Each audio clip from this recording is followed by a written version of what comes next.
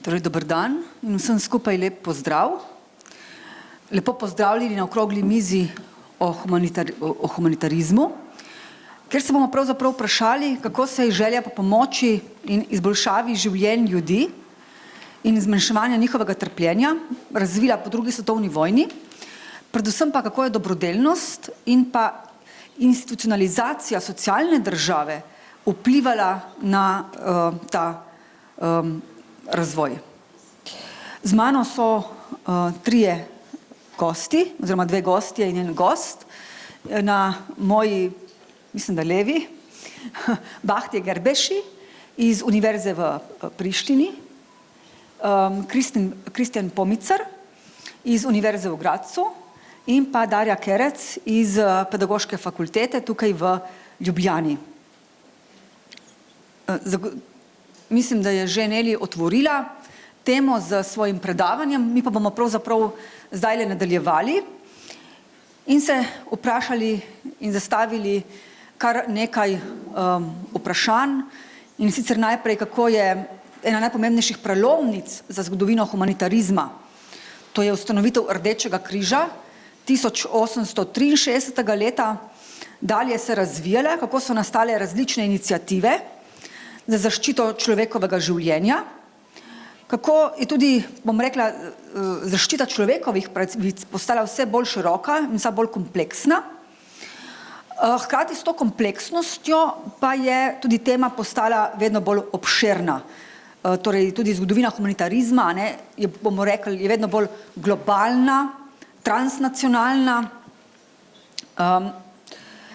in številni avtorji se jo lotevajo na zelo različne načine, ali bom rekla kronološko želijo opredeliti ta različna obdobja humanitarizma, nekateri tako recimo govorijo o imperialnem ali pa enako značilnim za 19. stoletje ad hoc humanitarizmu, nekateri v bistvu potem kasneje ne govorijo že o organiziranem humanitarizmu oziroma neohumanitarizmu med leti 45-89. Danes pa torej ne bi se bil prisoten ekspresivni humanitarizem oziroma liberalni humanitarizem. Torej gre za intenzivno razmišljanje, kako ne samo, bomo rekli, torej zaščititi in izboljšati človekova življenja, pač pa tudi zgraditi mir in kako je v bistvu vse bolj zraven prisotna tudi država. Mi se pravzaprav tukaj na tej okrogli mizi ne bomo posvetili toliko nekemu globalnemu pogledu na to vprašanje, ampak bi rekli lahko bolj lokalnemu oziroma na področje jugovzhodne Evrope, srednje Evrope, pa bi mogoče zdaj kar začeli z vprašanji, pa bi najprej naslovila svoje vprašanje na kolegico Darjo Kerec.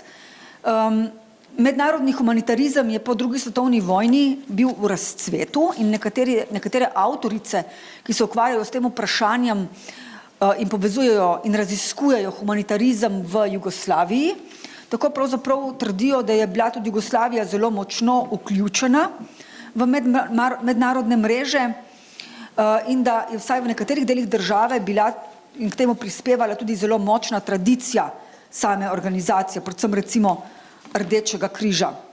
Pa me zanima, kaj je bilo specifičnega za razvoj humanitarizma v Jugoslaviji. Tukaj me zanima predvsem organizacija Rdeči križ, pa tudi druge oblike pomoči. So takrat v bistvu že sistemsko delali na tem ali le gasili požare, ki jih je povzročila druga svetovna vojna? In ali je Jugoslavija takrat predstavljala tudi nek mednarodni zgled? Ja, dober dan. Hvala za vprašanje. Torej, pri humanitarizmu, potrebovali boste mikrofon, čeprav se mi zdi, da jaz moram tudi brez njega. Halo, v redu. Dober dan, še enkrat hvala, da ste prišli in hvala za vprašanje, kolegica Irena. Torej, ja, Rdeči križ je tista organizacija najstarejša, delujoča svetovno, globalno, ampak tudi lokalno. Mogoče samo kot uvod, ker je bil omenjen Balkan, jugovzhodna Evropa, naša bivša skupna domovina, Jugoslavija. Prvi Rdeči križ je pravzaprav bil na območju nekdanje Jugoslavije ustanovljen seveda pred drugo svetovno vojno in to davnega leta 1875, torej. Tako da, ko govorimo, ali je tukaj neka tradicija humanitarizma, govorimo o posameznih pojavih v Sloveniji približno v istem času, torej v drugi polovici 19. stoletja in ta tradicija humanitarizma je sprva pravzaprav bila sporadično v smislu nekih društev, ampak Rdeči križ, kot že omenjeno, bo nekako danes v fokusu, je pa bil tisti, ki je pravzaprav postavil temelje organiziranemu odnosu do humanega ravnanja s sočlovekom.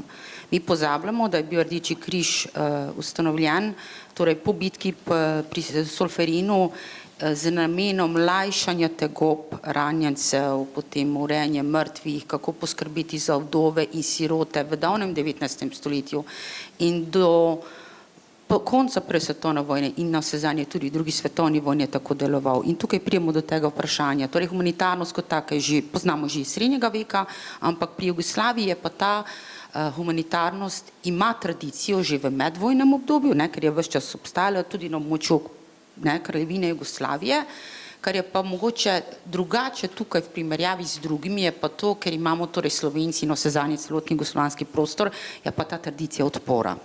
In Rdeči križ se je vzpostavil v slovenskih in pa tudi jugoslovanskih poletnih mesecih leta 1944, deluje na osvobojenih ozemljih in sledi načelom osvobodilne fronte. To je mogoče nekaj drugačnega, kot naprimer, da bi govorili o Rdečem križu Kanade, naprimer zdaj. Tako da tukaj je to, bi rekla, da je ta tradicija humanitarizma, hkrati pa tudi z načrtom, o tem bomo verjetno kaj več povedali v nadaljevanju, tudi kako naj v spregi z oblastjo deluje torej ta organizacija. Nagovarjala je seveda že v medvojno, med drugo svetovno vojno, posebej tiste, ki so ostali doma, torej ki niso bili na bojiščih, torej matere, otroke in pomagala z posebnimi akcijami. In po vojni je ravno zaradi tega torej izročila narodno-osvobodilnega boja gradila ugled. Tudi vse do Titove smrti leta 1980, celo organizirala se je konferenca sredi 70. let na to temo in Rdeči križ Jugoslavije je ravno zaradi gibanja uvrščenih, potem v 60. letih, ko se je začelo to, posebej po 70. Koordiniral, usposabljal, pomagal, ne mislimo finančno, ampak z delavnicami, s tem, kako lokalno v državah, recimo zdaj posebej afriškega kontinenta, ali v drugih državah, torej neuvrščenih članicah organizirati, torej Rdeči križ, da bo efektiven za posameznika. Nagovarja tako posameznika kot širše pač množice, torej skupnosti. In eno od teh, zdaj, ker smo ravno v teh časih, mogoče se mi zdi prav, da se omeni, torej palestinsko gibanje je tudi usposabljal, recimo 60 delegacij takrat. Danes je teh delegacij Rdečega križa in Rdečega polmeseca, to gibanje je spremenilo vmes ime, po koncu hladne vojne 192. Tako da ugled se je gradil takrat, če je mišljeno na to vprašanje od leta 1945, pa recimo do razpada skupne države. Vsekakor se je na tradiciji odpora proti fašizmu in nacizmu gradil. Je pa seveda še nekaj drugih vidikov, ampak mogoče uvodoma toliko. Se pravi, zgled Jugoslavije vleče tudi druge in aktivisti, bi lahko rekli, izobražujejo tudi drugot, v drugih državah, ki so del gibanja neuvrščenih. Ali celo k nam so prišle takrat v 70. letih, 75. ali katerega leta sem zdaj že pozabila, skratka v zadnjem desetletju, ko je Tito bil še živ, takrat je bilo to poseben dogodek in dejansko je jugoslovanski Rdeči križ, v okviru katerega so sodelovali tudi republiške organizacije oziroma društva, uporabljamo oba izraza, lahko tudi društvo ali organizacija, je sodeloval in jih je pravzaprav, dobesedno kot neke vrste tečaji so to bili, skratka. In so pokrivali, bom rekla, Rdeči križ Jugoslavije delal na številnih poljih, Tako. Pa me mogoče tukaj zanima, na katerih poljih je dajal prednosti tem, recimo, vemo, da Jugoslavija je zelo aktivna v tej oblikovanju, torej politike, do ženske politike, torej ne vem, da se udejstvujejo v politiki proti nasilju nad ženskami, Je to mogoče ena izmed teh tem?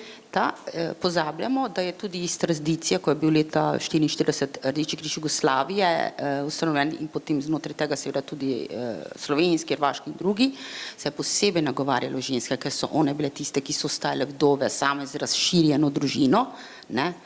In so ji pravzaprav najprej v osnovi je šlo za sanitetno pomoč, zdravila za ranjence, no, ko se pa jasno je bilo, no, da bo seveda vojna se prevesila, včeraj smo že slišali, se prav praktično za naša tla je zelo pomembno po kapitulaciji Italije, je pa pravzaprav in že potem kasneje malo na osvobojenem ozemlju, govorimo zdaj za ta jugosodni del Slovenije, okoli Semiča, kjer je bil tudi ustanovljen Rdeči križ Slovenije formalno, so pravzaprav vpeljali torej ženske, ki so bile pred vojno učiteljice ali bolničarke, da so že pomagale.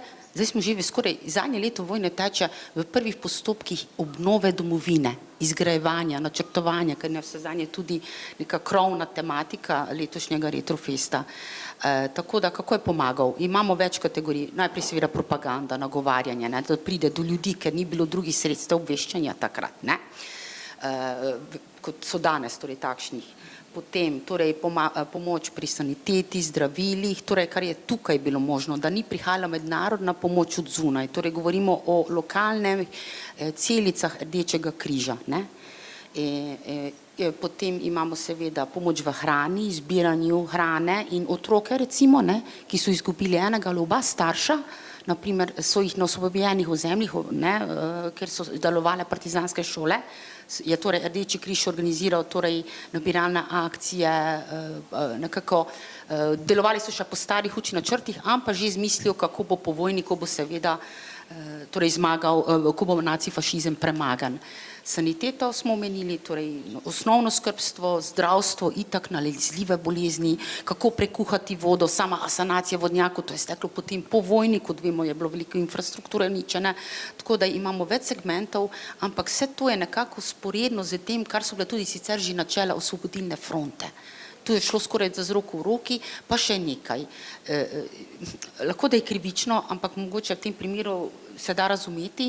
Primer iz leta 1945, recimo, je bil poziv, to je že leto 1945, še aprila, formalno še vojna traja, ampak večinsko je ozemlje na Slovenskem torej osvobojeno in Rdeči križ poziva lokalne torej izpostave, enote, ali je možno že zaradi nastavitev prehrane, hrane seveda kot vedno primanjkovalo, če bi kdo posvojil 7 bratov in sestra, ki so jim jih ustaši ubili oba starša.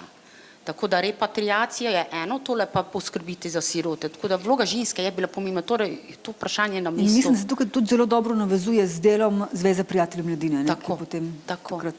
In ta organizacija pravzaprav po priljubljenosti bi lahko rekli, tudi po javnem mnenju že prehiteva Rdeči križ oziroma že kar nekaj časa. Ravno Zveza prijateljev mladine, ker to je najbolj čisto. Otroci so čista, nedolžna bitja, imaš lahko politična stališča, do otrok pa jih ne bi smeli imeti, ne glede na to, ker niso krivi, so žrtve vojn. Je seveda civilna sfera, zahteva oba spola več kategorij, ampak ta del pa definitivno tukaj je Rdeči križ vedel, na koga se osloniti, ker itak druge izbire ni imel. Funkcionarji pa so bili pretežno, lahko bi rekli, moškega spola, ampak mogoče je to eno polje, kjer so se ženske začele uveljavljati, pa ne pozabimo na AFŽ, antifašistično fronto žensk, ki je sodelovala z Rdečim križem. V 60-ih, 70-ih letih pa civilna iniciativa, tudi sicer Zveza socialistične mladine Slovenije, ko govorimo o mladih, ko da nagovarjala je mlade, načrtno že med vojno, potem pa po vojni. To je tako široko polje, da se bojim, da bi zašla iz tematike, tako da mogoče bi tukaj zdaj jaz končala z odgovorom. Hvala. Zdaj pa kolega Promicer, kako pa je s to organizacijo v Avstriji?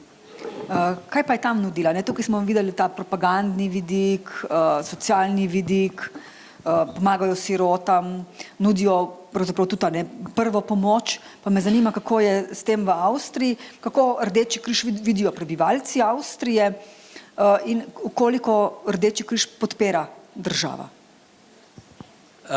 Najprej moram povedati dober dan vsem prisotnim. Jaz bom govoril po slovensko, čeprav to ni moja materinščina in delam napake. Če bi lahko mi pomagate, če manjka mi beseda. Kar se tiče zgodovine humanitarnosti v Avstriji in zlasti Rdečega križa, moram priznati, da nisem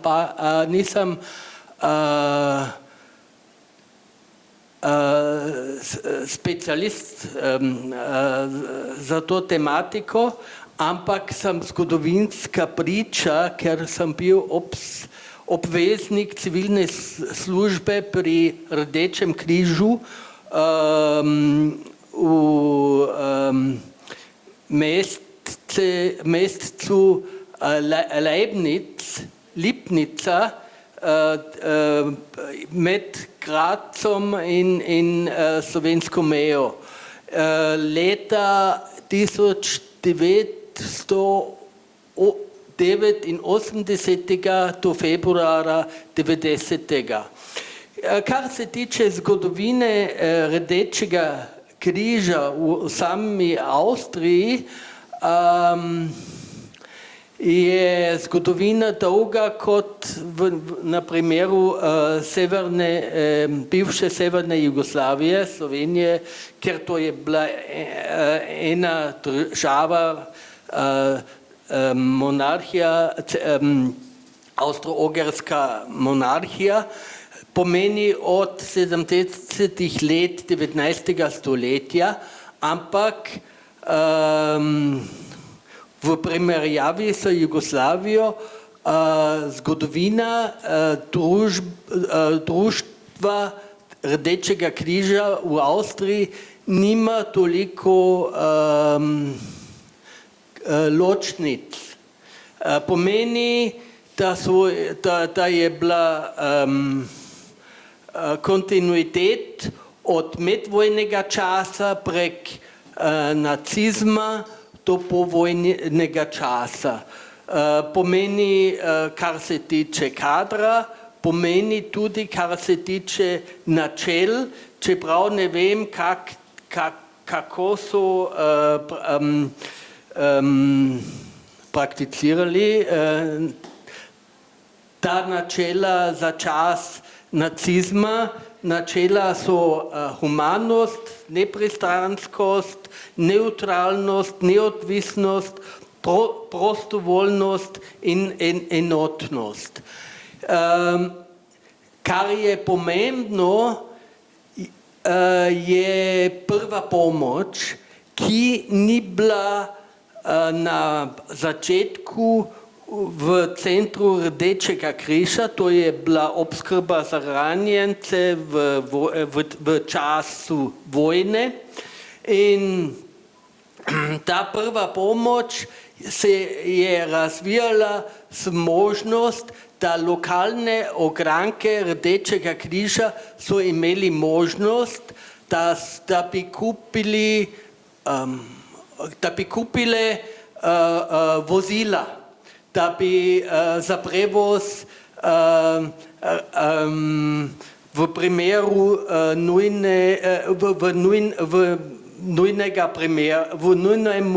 v nujnem primeru. Ja, in to po drugi svetovni vojni prva pomoč je bila ena noga, na kateri Rdeči križ je stajal, a druga noga je bil in to temveč prevoz boleznikov od, naprimer v mojem primeru, od pokrajinske bolnice do deželne bolnice v Grazu, ker tam so bile specifične mogućnosti za naprimer tomografijo, kako se reče? Tomografijo, za sve vrste pregledov. Ja, in kar se tiče drugega vprašanja, ja, Rdeči križ je dorastel do dela zdravstvenega sistema v Avstriji v povojnem času. Prej ni bilo tako, ampak naprimer v Nemčiji za prva pomoč je to dan danes še vedno v rokah gasilcev, naprimer. Ampak tudi to je odvisno od regije. V Avstriji Rdeči križ ima skoraj monopol, čeprav imaš tudi Arbeiter-Samariter-Bund, zvezo delovnih Samaritov. Samaritanci, pa za prevoz boleznikov imaš tudi tako imenovane organizacije, tako imenovanega zelenega križa. Ampak oni so tudi odgovorni za prvo pomoč, ampak samo če Rdeči križ ne more priti, sicer društva Zelenega križa so odgovorna, niso na prvem planu humanitarne organizacije, ampak to je, kako se reče, biznis. Ja. In kar se tiče,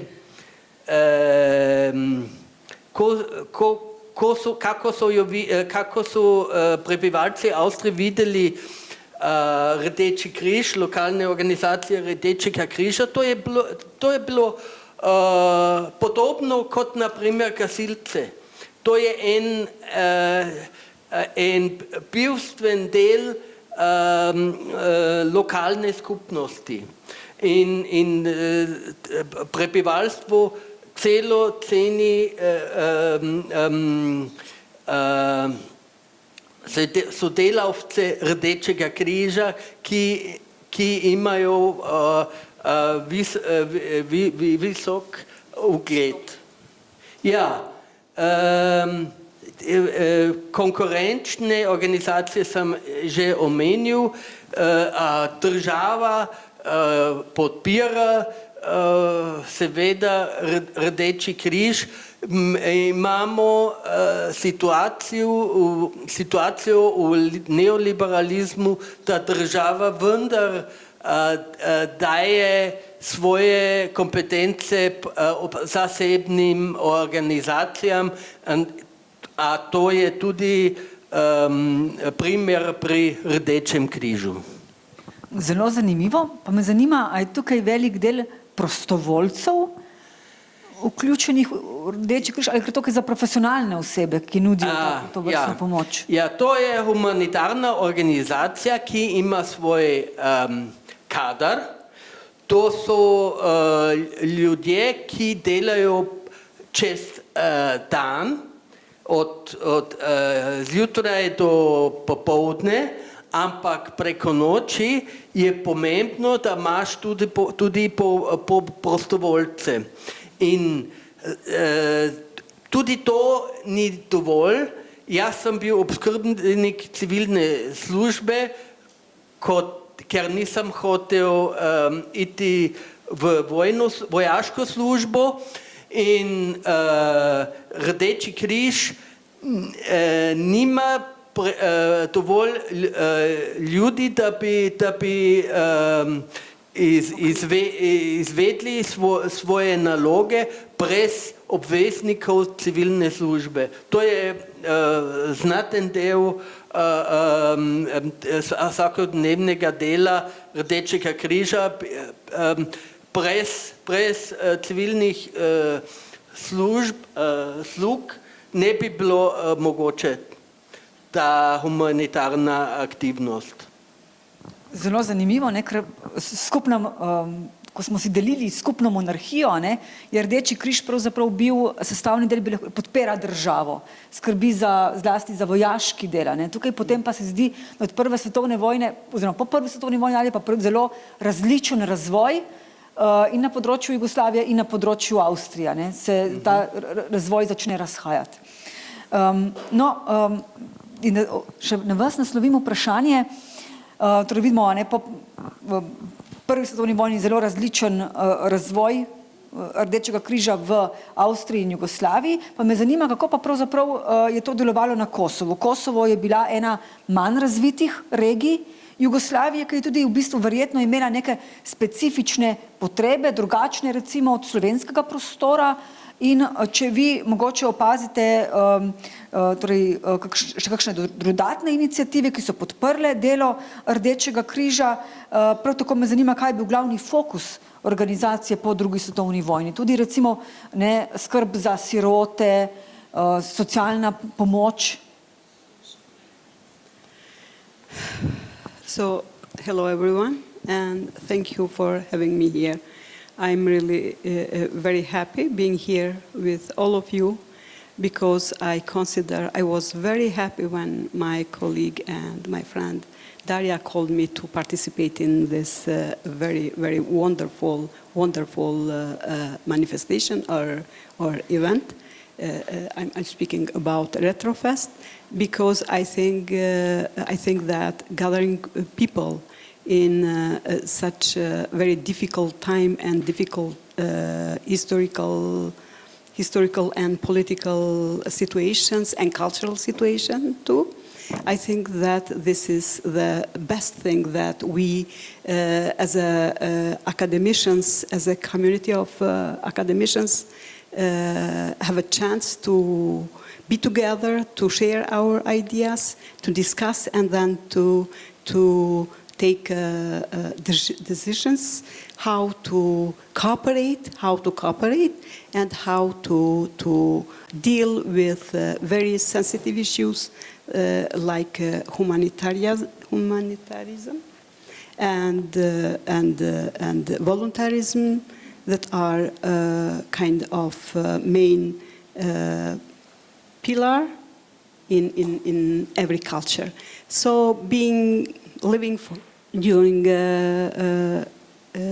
centuries and during different kind historical periods together in Yugoslavia, ex-Yugoslavia, I don't have anything to add until 1999 because my colleague explained wonderful the Red Cross, how functioning and how was operating in overall republics of Yugoslavia.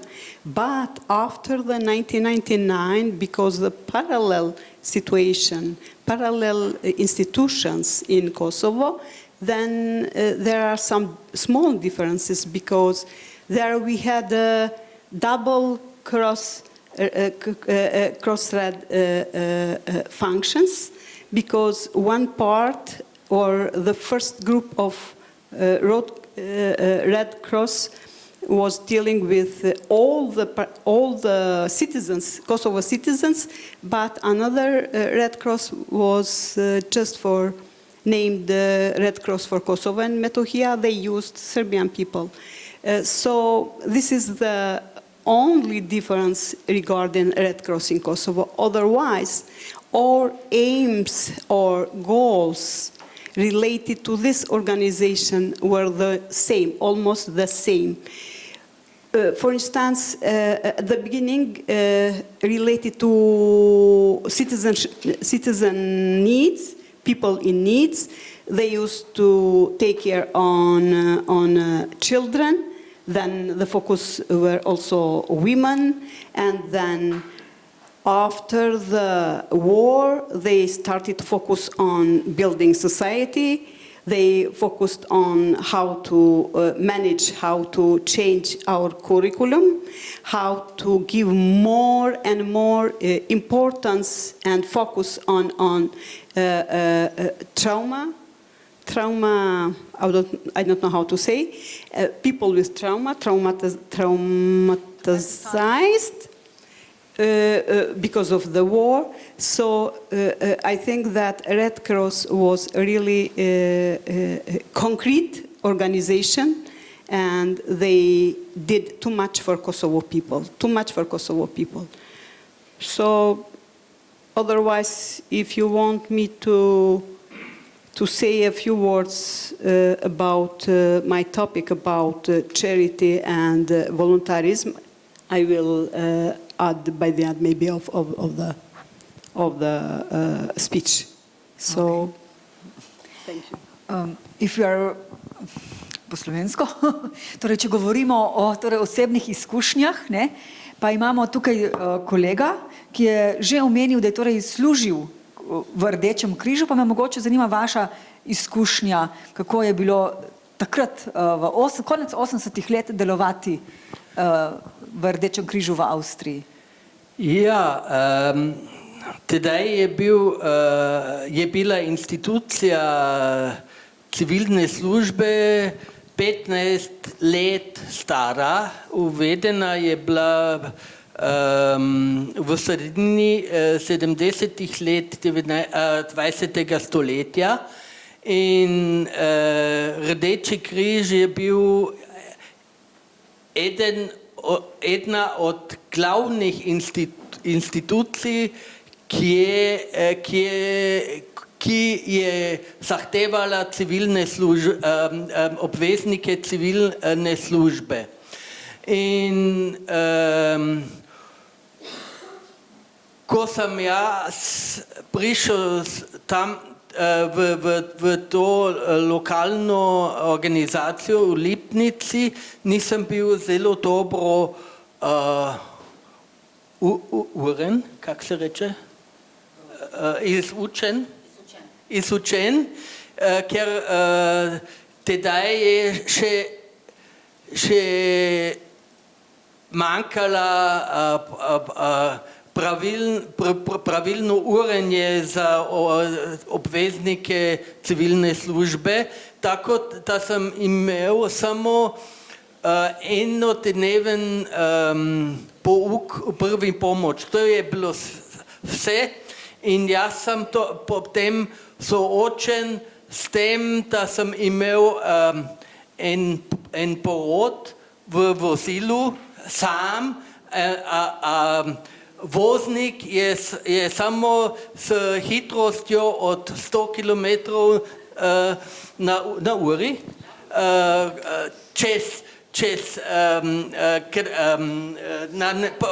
vzdolž ceste, jaz sem mu kriknil, da bi ustavil vozilo, ampak ni slišal in jaz sem bil sam. Tudi pri drugih nujnih primerih sem imel izkušnje. Enkrat je bil en človek, ki je žagal drvo. On je bil hudo ranjen pri palcu in jaz sem mu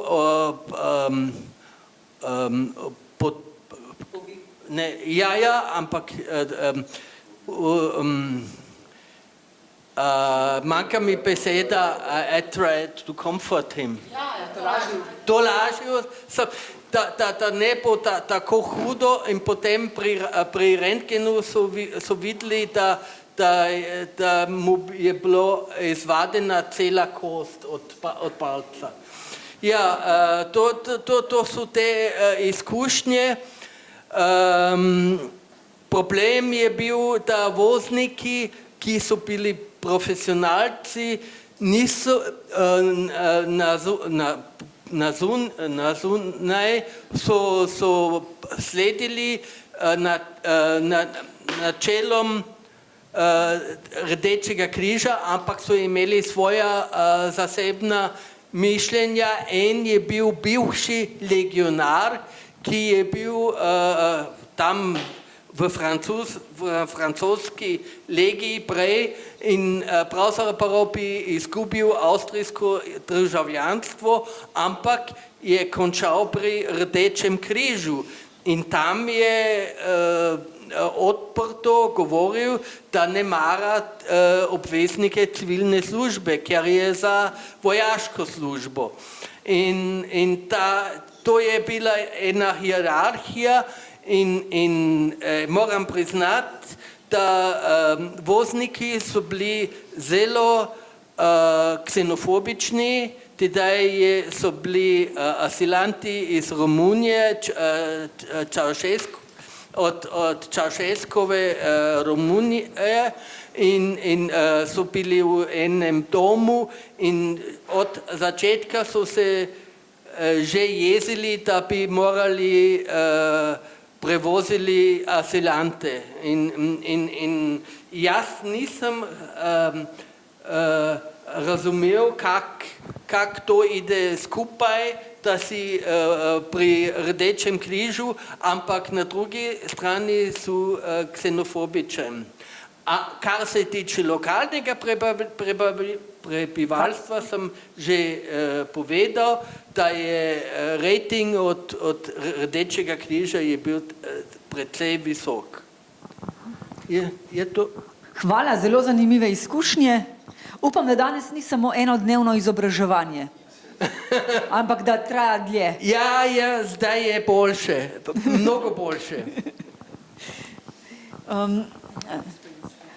Kolegica Gerbeši je že omenila, da torej se po letu 1990 zgodijo velike spremembe v delovanju humanitarnih organizacij na Kosovu.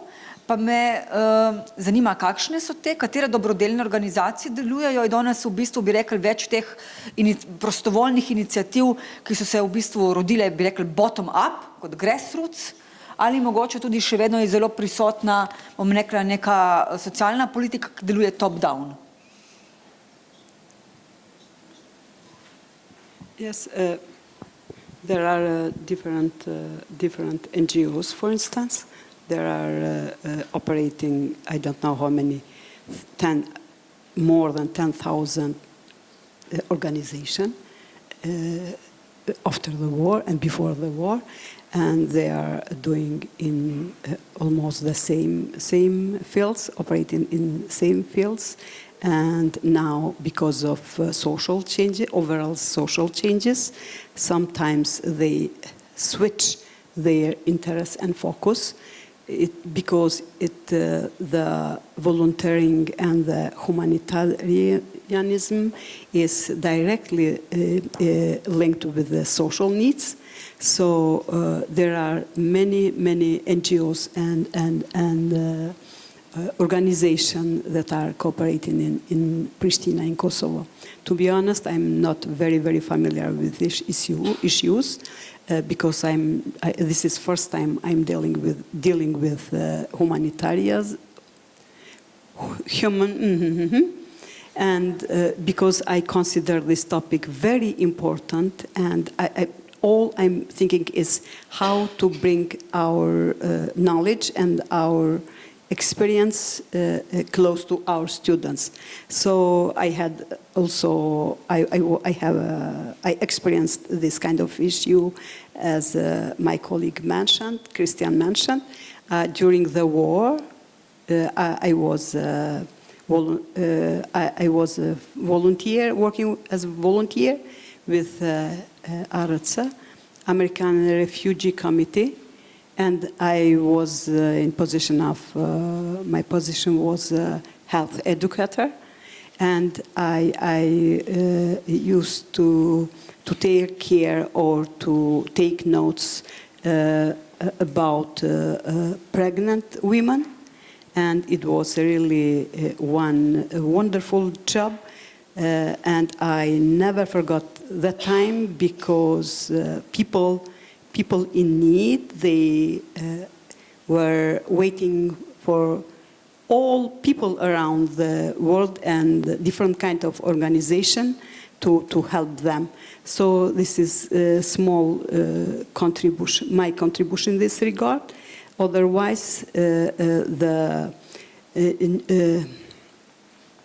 most important, from my point of view, is the voluntarism of a young generation, because they are open-minded, they are shifting their role in society, in our society, and they are doing the best thing to somehow be in the same way with society needs.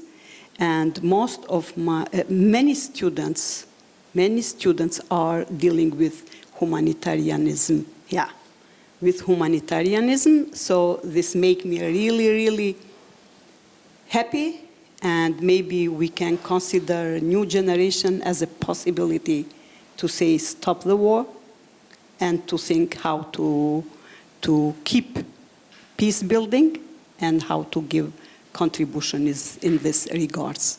So just to search in Google about related to humanitarianism in Kosovo, and really you will be surprised, because we are doing too much, but you don't ask me, you don't have to ask me if I am personally satisfied, because there is too much to do, and it's a big question mark if we are doing the best thing, because even we are we are working hard to make the situation better and better. There are some obstacles that we are facing every day and that we are feeling. So maybe in the future, we are going to be the same, or in the same position as always were 6 republics of ex-Yugoslavia, because being for many decades one of the poorest society, poorest country, as a province of ex-Yugoslavia, and having no right to get education in mother tongue, and having really very, very political issues, and using parallel system of education, it was really very, very hard.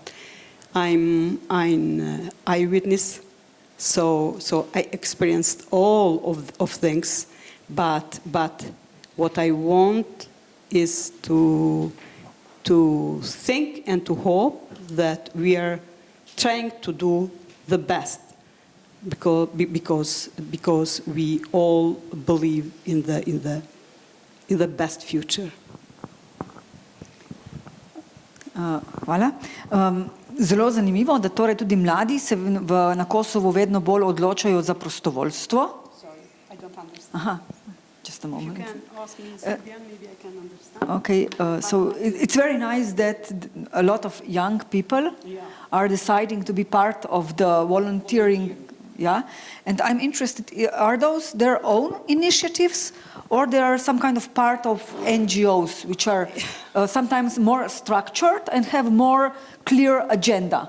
Because if they're their own initiatives, there is sometimes also different approaches, which they are, their own. I understand. Yeah. Yeah. If you, because I based on my research, I have seen that all NGOs have their not just agendas, but they have their aims or their goals, And based on their aims or goals, they are functioning, operating in Kosovo. And then the students, when they see their interest and when they see that that they can give contribution, they are very active. Sometimes they are active because people want to be, as my students told me, want to be in, because this is new for our society, not very new, but new, and is in kind of mode. And they are very focusing in different kind of NGOs, and these NGOs are well structured, and they have agenda, and they are including, and they are cooperating from the different kind of perspectives. So I think that it's everything what our society needs is covered, and there is a possibility for having trainings, different kind of trainings, and they can get more motivation because these NGOs are motivating them, are doing not propaganda, but how to say, reclam, marketing to bring especially new generation in their forums. And which issue is the most popular? Which NGO? Issue. Katera tema je najpopularnejša? Yeah. Because now the drug is very problematic in not just in Kosovo but in other countries. They have some activities to make a young generation to increase their awareness against the drug. And the concrete situation that I know is doing NGO TOCA, for instance, that is very, very important. They are doing trainings related to how to use doing by learning, and they have many activities, field activities, that students can participate, not just students, but young generation to participate, and they have a trip, country trip, and almost everything. And this organization, concrete, because you asked me for something concrete, TOCA is doing one of the best things related to education and bringing new generation into their circle or cycle. So many kind of NGOs. Hvala. Kristjan, si mogoče misliš še nekaj dodati ali ne? Imam še eno vprašanje za Bahtijo. Gre za to, Kosovo je bila od 1989 do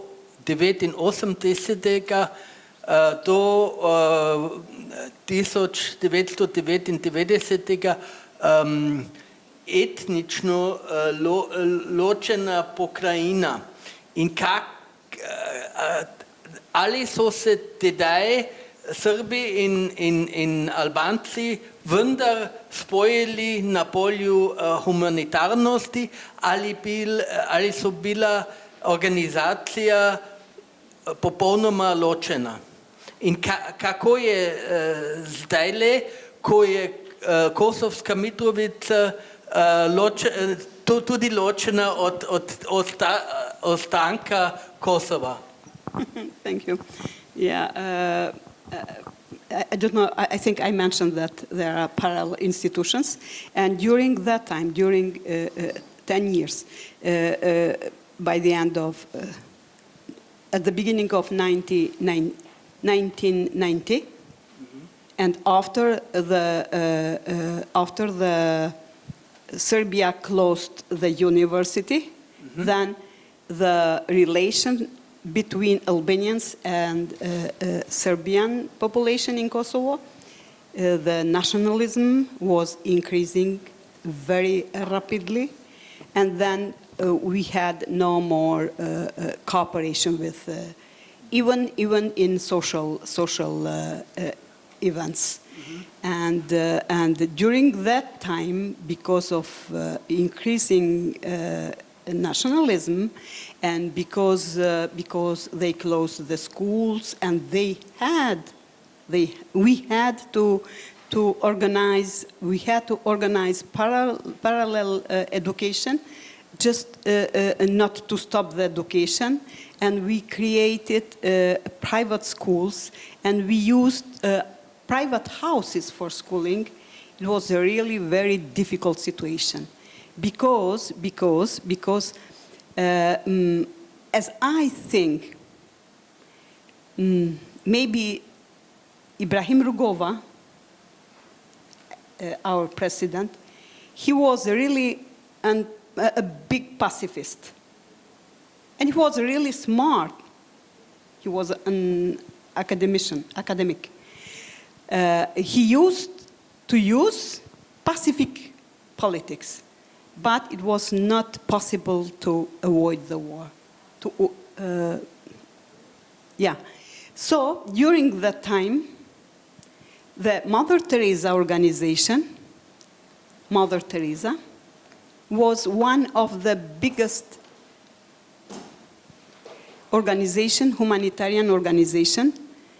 Maybe all of you know that Mother Teresa was Albanian. I know that you know. And she has a quote about charity, something like, "It is not important how you give, but it is important the love that you put in giving," something like this. I know that I'm not fluent in English. Please don't make nervous with my English. So I tried. All I need is to try to send my message to you. So Mother Teresa was operating in Kosovo, and they helped, together with Red Cross, they helped all the citizens without differences, religious or nationalist, nation differences, or they help Serbians, they help Albanians, they help minorities, Roma, Ashkali, and Egyptian. Yeah, they helped everyone. Mother Teresa, because it was one of the biggest NGO organization, humanitarian organization, and they used to have 90 branches in Kosovo, 90 branches. And they switched their aims or goals according to society needs. If you are satisfied, or if you have more question? No, only about Kosovska Mitrovica now. Yeah, Kosovska Mitrovica is something else. This time, last years, we are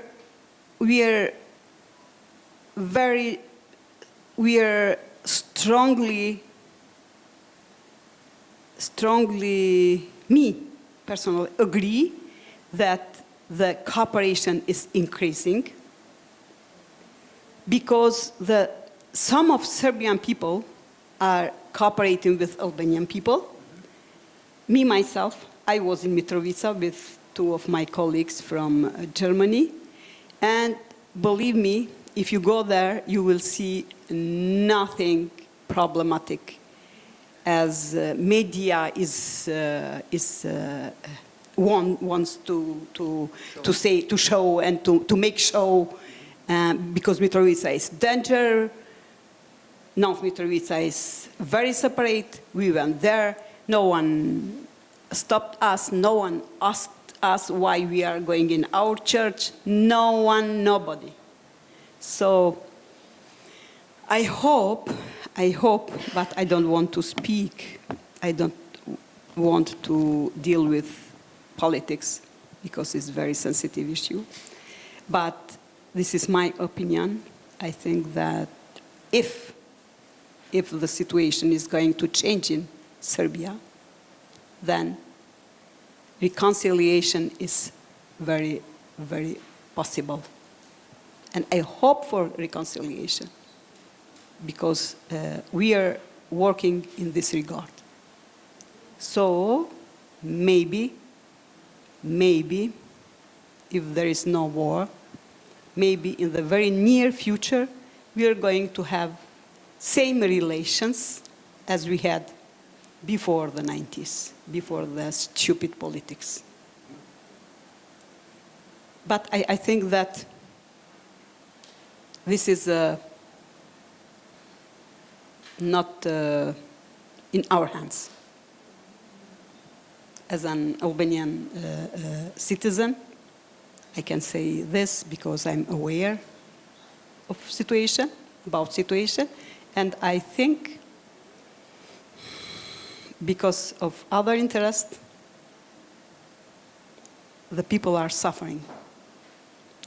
But I don't have an answer how to deal and how to overcome the overall situation. But I know that Kosovo people, all of them, they are focusing on how to build, how to work for peace building, and they are against the war.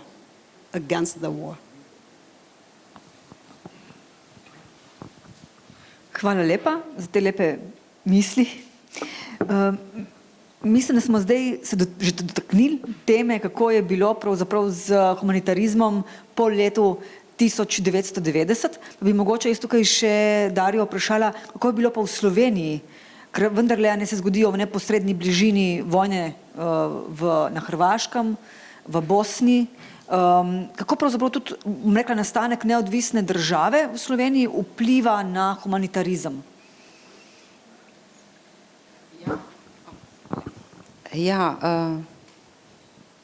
Torej, leta 90 je še zadnjič, ko je nekako v tej sestavi deloval Rdeči križ Jugoslavije. To je tudi leto, ko še zadnjič pošljajo na šole, mislim, da na šole, ne ravno vrtce, ker niso še pišoči tam otroci formalno, poziv, da naj otroci pošljajo torej razglednico, dopisnico miru z belim golobom. Je zelo znana, tisti, ki smo odraščali še v prejšnji Jugoslaviji, se spomnimo teh akcij ob UNICEF-u in drugih, recimo. No in to je bil en poziv torej mednarodnega gibanja Rdečega križa in Rdečega polmeseca. Seveda, Berlinski zid je že padel in dogodki so se zvrstili v Romuniji pred tem, no in tudi, skratka, leto 89 je že mimo, pa še prej, in nekako kaže se neki novi upi, ampak vendarle ravno to, ko se podrejo meje, ko pride do ponovne združitve ali razdružitve, je nekako predvideval Rdeči križ mednarodni, da je treba biti v pripravljenosti, v miru in vojni, kar je tudi ena od osnovnih vodil Rdečega križa, že vse od ustanovitve. In Jugoslavija torej je delovala zadnjič torej leta 90, mislim, Rdeči križ pod tem imenom, ni pa konkretno, vsaj kar sem jaz iskala te podatke, je bilo nekako že na črtu, dajmo se še na tej smeri osamosvojiti, glede na to, da so bile pa aprila že recimo prve volitve, tako da tu smo še sekako upali, da se bo država razšla mirno, ampak se ni. In 8. oktobra 1991 je Rdeči križ Slovenije uradno izstopil iz Rdečega križa Jugoslavije, se pravi od 25. junija 1991 do začetka oktobra 1991, se pravi mine nekaj mesecev, in o tem torej mora obvestiti formalno tudi Beograd in vse ostale članice, se pravi, če 6 republik vzamemo, in pa Mednarodni Rdeči križ. In o tem obstaja dokumentacija, to so bila pisanja gor, dol, nazaj, prevodi, francoščina, angleščina in kakorkoli že, ampak to ne pomeni, da je zdaj Rdeči križ Slovenije samo čakal, ne? Ampak je seveda moral tvorno delovati po načelih neutralnosti, nepristranskosti, nadnacionalnosti od teh 7 načel, kar pomeni, vsi, ki smo nekoliko starejši, se spomnimo teh begunskih valov, ne? Ki so, ne, ko so ljudje prihajali k nam, preko torej, južne meje. Ena razlika je bila potem Brionska deklaracija, torej ta 3-mesečni moratorij, ampak Rdeči križ se je obvezal in to je torej v arhivih pa tudi sicer, ki je objavljeno in ta del sem si pa pripravila, ker nekako sem anticipila, da bo to v tej smeri. In sicer posebej je opredeljena obveznost ravnanja z vojnimi ujetniki v sodelovanju z Mednarodnim Rdečim križem in torej slovenski vodstvo takratno je tako izjavilo, citiram, če smem. Vse osebe, ki so zaprte zaradi sovražnosti od 25. junija 1991, je treba čim prej osvoboditi, najkasneje do 8. julija do polnoči.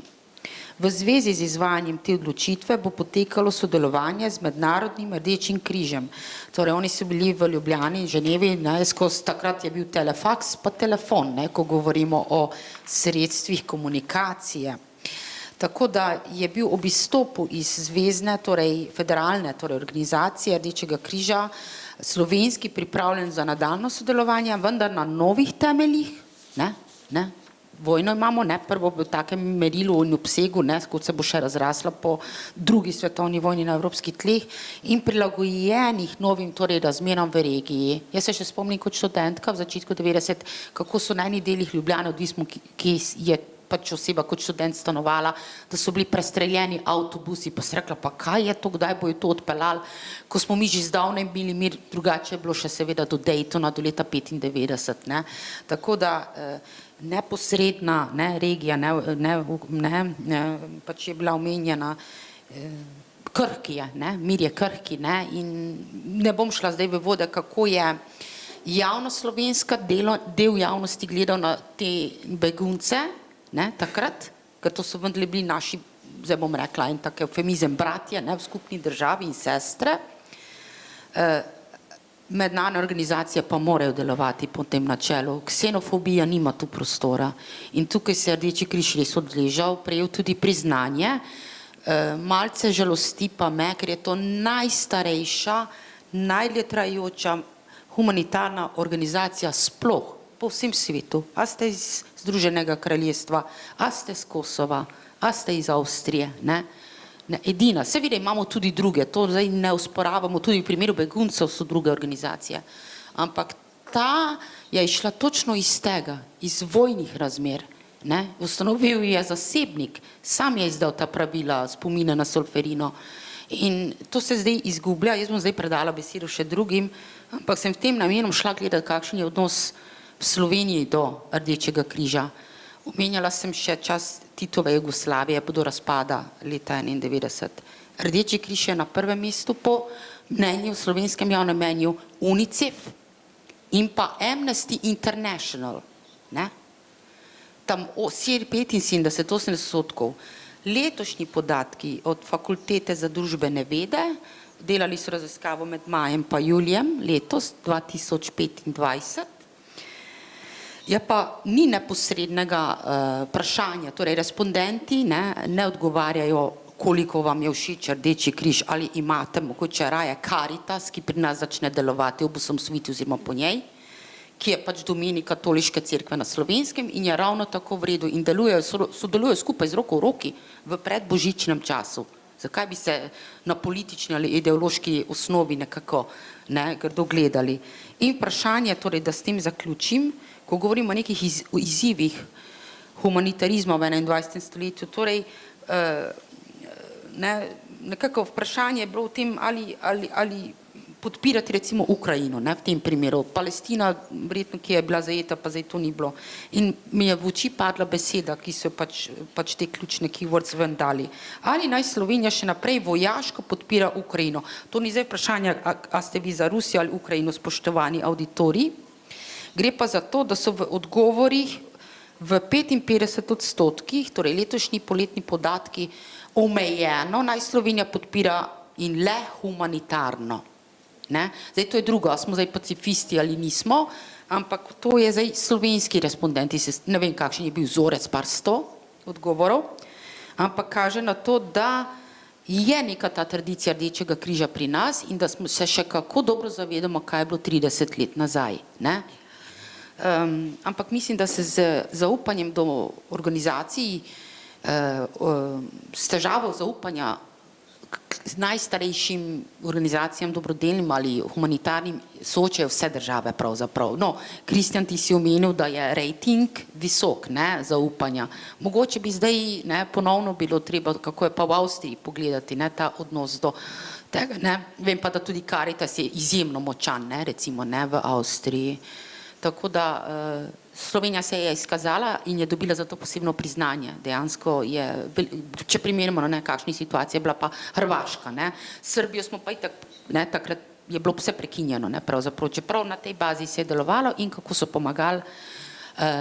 Rdeči križ je eden tistih, ki ni edini, ampak je najstarejši, ima torej to na osnovi ženevskih konvencij to pristojnost, pravico, možnost, hotenje, cilj, da pomaga beguncem, tako kot po drugi svetovni vojni displaced persons, ne, repatriiranci recimo, ne, tako je tukaj isto veljal in je ključen torej že na osnovi internega zakonika, prava in ženevskih konvencij, da to dela ravno zaradi teh načel, ker si ne upa privoščiti, da bi, ne, tako stara organizacija dejansko, ne, z neko afero ali z nečim, na mikroravni seveda obstajajo tudi pri nas, ne, problem so največkrat finance, ne, ampak ja, to premalo se tega zavedamo, ne, iz vojne je išla, pomaga pa na vseh ravni, kot smo vodoma začeli, ne, tudi na mikroravni, ne, sleherniku, šole, ženske, izobraževanje, nalezljive bolezni, krvodajalstvo, ne, in druge stvari.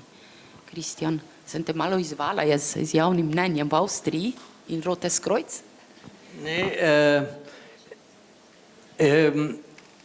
jaz bi dodal še en skandal na polju humanitarnosti v Avstriji, ki je vodil do globokega pada te organizacije, to so SOS otroške vasi, ki pred 2 tednoma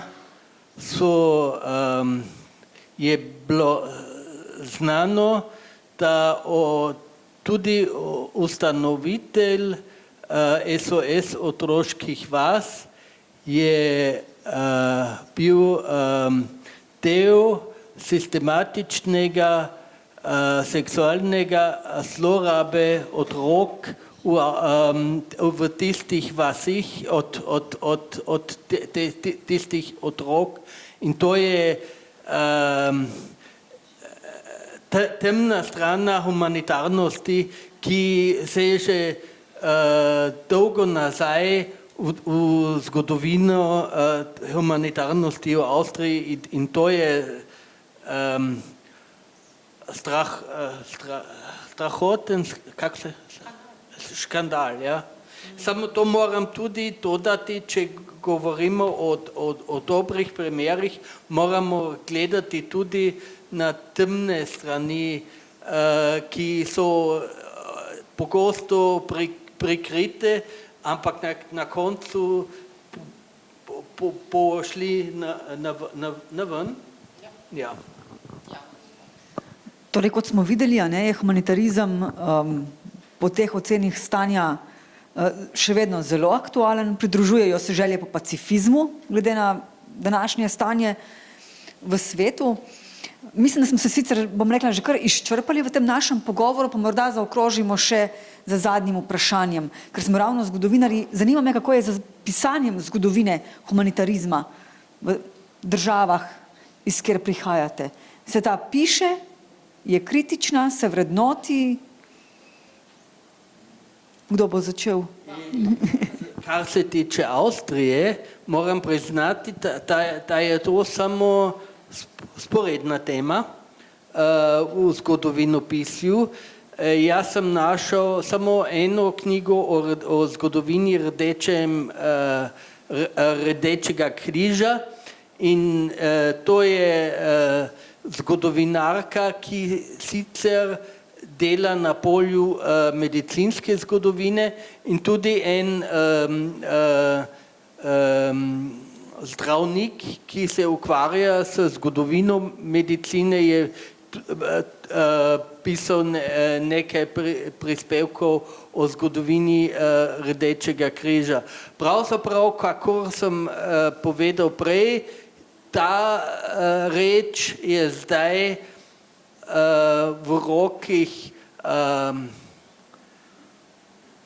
preizpitovalne komisije.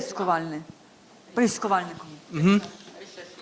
Ja, in to je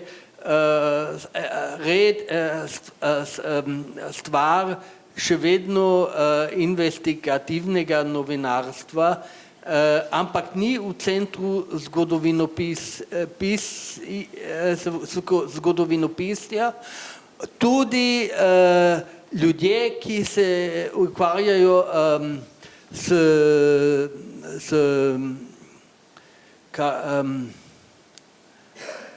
za pravico narodov, pomeni juristi, se ukvarjajo s zgodovino humanitarnostnih aktivnosti v Avstriji sicer.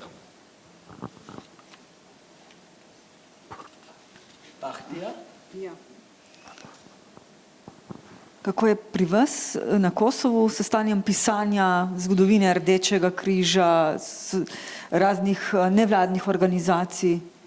Se piše? I didn't write anything about this issue because I told you, I was honest when I told you that I was not dealing with this issue. But yeah, okay. I didn't write anything about this issue except that I have my manuscript written about the experience in the field with the NGOs. So, but I know there are different kind of research projects because I used them as much as it was possible for me to prepare the today presentation. And I have seen that there are different kind of research paper that are dealing with voluntarism and humanitarianism in Kosovo. And all of them are mentioning how our charity is based is derived from two main sources. The first source is about because of people are were always focusing in charity because of Christianity and Islam rules and religious, yes. And the second source is related to our culture. Our code of honor called BESA, and this is why we consider two of main sources of charity. And also for voluntarism, I have seen that are different kind of reports, international and national reports that are focusing on their job and that are presenting their results and success in Kosovo. And I have seen that from the historical perspective, they used to link different kind of humanitarianism, and they are presented, and most of them are for free, are accessible, and there is a possibility to use them as a kind of teaching materials and for for science development. But something else, if you allow me to add, I would like, because I don't feel good if I'm not going to mention, except beside the Red Cross, there are several humanitarian efforts working in Kosovo, and I would like to mention Danish Refugee Council, because it's a very, very serious organization, NGO, and Crossroads Groups, group of based on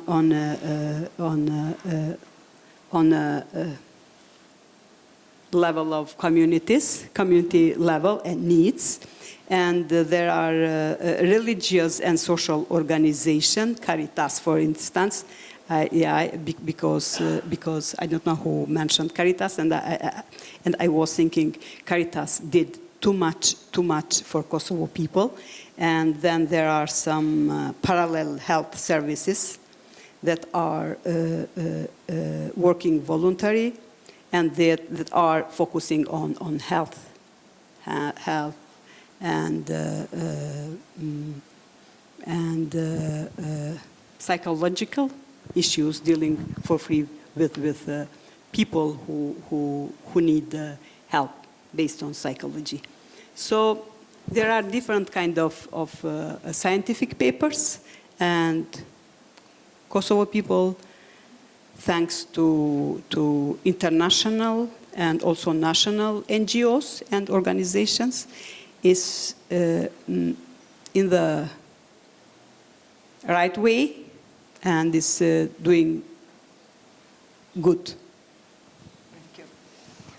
Darja, stanje pri nas? Hvala, ja, zdaj pa zaključujemo. Ja, jaz bi pa tukaj mogoče za razliko od Nebenforschung, Nebengeschichte in od tega, kar je povedala kolegica z Kosova, pa kolega torej iz Avstrije. Pri nas sem pa ravno zdaj razmišljala o tem odgovoru, in seveda najlažje to ugotovimo, če gremo v bazo podatkov knjižnic. Ne? Pri nas je to ta vseslovenski KOBIS, rečemo, ne? Kjer imamo zadetke, kot se reče, člankov, in teh je res veliko, in tukaj so z nami, mislim, da še kdo, kak kolega z Inštituta za novejšo zgodovino, potem tudi za narodnostna vprašanja, recimo, ne, ker vojne povzročajo begunske krize in ne, recimo tako, ZRC SAZU, hvala Irena, tako je. Tako da pravzaprav stanje je zelo dobro zadnje čase in tudi ciljno in projektno, ne, prav recimo otroci so tista tema, ženske vsekakor, recimo, ne, in imaš potem seveda, raziskuješ lahko vse pravzaprav, ne zgolj od 19. stoletja, ko se formira Rdeči križ, ampak lahko greš dobesedno nazaj v srednji vek, recimo pa še dlje od antike, ne, pač kolikor so pač zgodovinski viri nam na voljo, ne.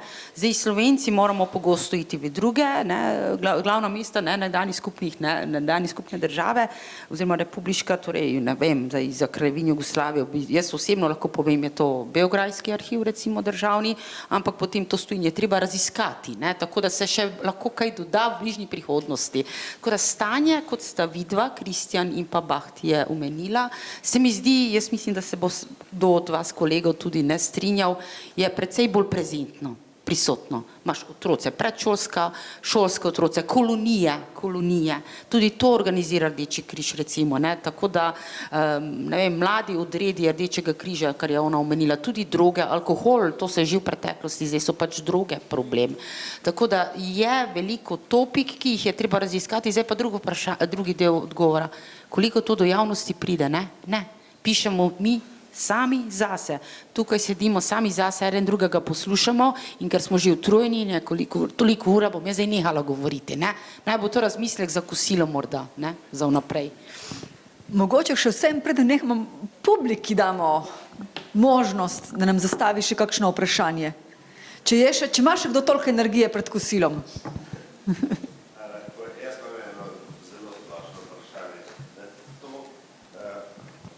Kar smo poslušali, zame je bilo izjemno zanimivo, vem, da ima Kristjan še mnogo bolj sočna pričevanja, ampak pustimo v strani. Torej, to, kar smo slišali, lahko razdelimo tako, ne. je Rdeči križ, ki je nad, ali pa bi moral biti nad državami, vojnami, ideološkimi razlikami in tako naprej. Ne. Eno je to, recimo teoretično ločiti, drugo je vse to, kar sem naštel, pa še kaj zraven, ne, spraviti ven iz Rdečega križa, ne, kot smo slišali Kristjana. Ampak drugo je pa, recimo temu pogojno, Rdeči križ in druge humanitarne organizacije, ne, pod državo, da tako rečem. Ne. Torej, moje temeljno vprašanje je, zakaj države, ki so predvsem zadeva nas, ki so nastale na območju nekdanje Jugoslavije, zakaj ne dosežejo ravni, ki jo je država že upravljala. Zakaj mora recimo neka radijska postaja, nek Denis Avdić vsako leto zbrati nekaj milijonov evrov, da pošlje ljudi v kolonije, otroke v kolonije, kar je bilo včasih normalno za državo, da v drugih funkcijah ne povemo. Torej, ali to pomeni, da humanitarne organizacije nadomeščajo državo, ker je odpovedala? Hvala.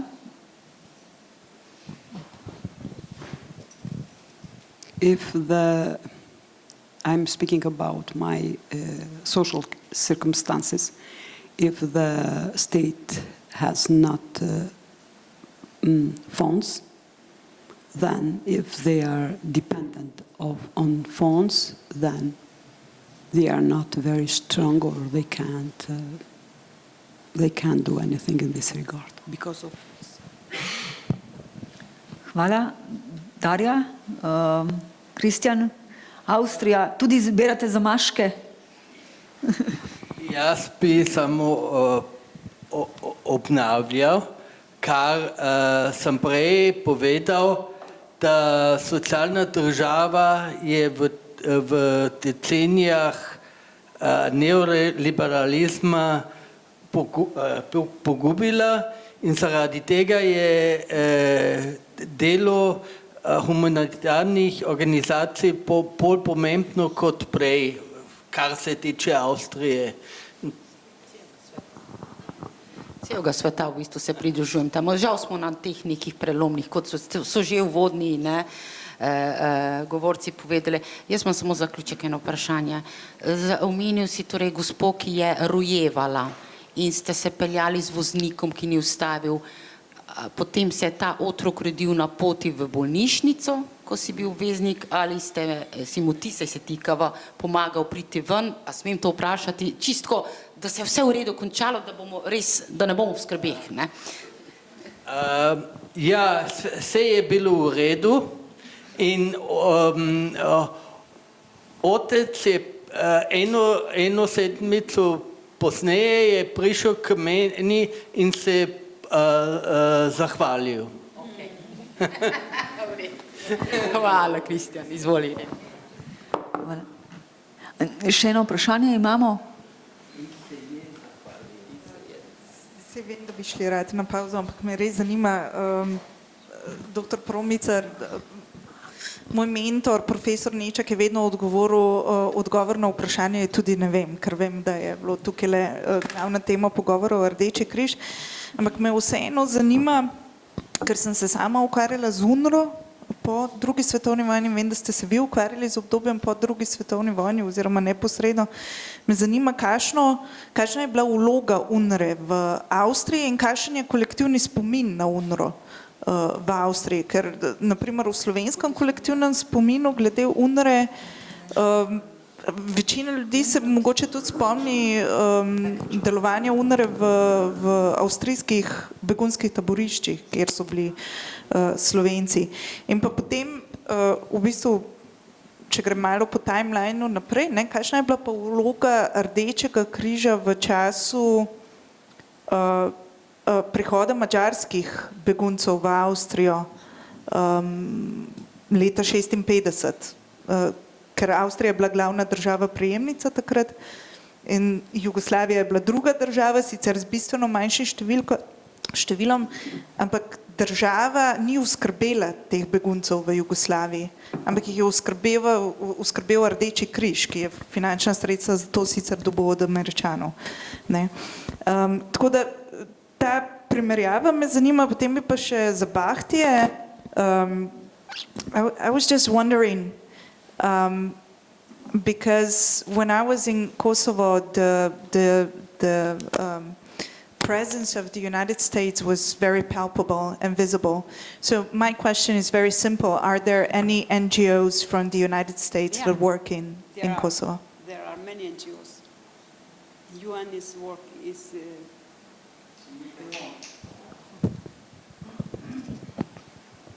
UN is giving too much for United States. It's really very active in our region. Also, UNMIK, you know, UN mission in Kosovo. UNMIK is very active, and UNHCR is active, and many organizations. Many organizations are there, and they are, and then I mentioned Caritas. I don't know how many UNMIK, ICRC, International Committee of Red Cross, I just mentioned. There are UNMIK, and then IFRC, UN NGOs, and NATO and KFOR. They did too much for Kosovo, just starting from the 1999, and then many other. Yeah. Jaz moram priznati, da nisem specialist za to tematiko. Vem samo, da je bila logor za displaced persons v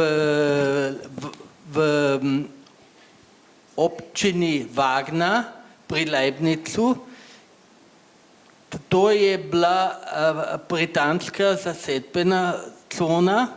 Potem je bila logor v St. Johann in Bongau, to je ameriška, kako se reče? Ameriška zasedbena cona, in brez teh zasedbenih sil humanitarnih aktivnosti ni bi bilo mogoče. Vloga UNRWE v tem primeru ne morem oceniti. To velja tudi za dogodek iz leta 1956, ko so Mađari šli na avstrijsko stran. Samo tedaj je bila Avstrija že svobodna, pomeni, da so humanitarne aktivnosti organizirane samo od avstrijske strani. To je to, kar lahko rečem. Še kakšno vprašanje? Ne, potem pa predlagam, da zaključimo našo okroglo mizo. Vsem najlepša hvala, najprej vsem gostom in seveda vsem poslušalcem in poslušalkam, ki so torej nas poslušali približno 2 uri. Tako da prepričali smo se, da je humanitarizem, se mi zdi, v današnjem svetu še kako pomemben, vedno bolj. Nuja, ja. In tudi mogoče dobili še kakšno drugo zamisel, kako ga proučevati, ali v kontekstu diplomatske zgodovine, mednarodne zgodovine, globalne zgodovine, transnacionalne zgodovine. Mogoče na to vključimo lahko še kakšen koncept, bi rekli, iz družboslovnih znanosti, ali pa kakšno refleksijo. Torej, vsem še enkrat najlepša hvala.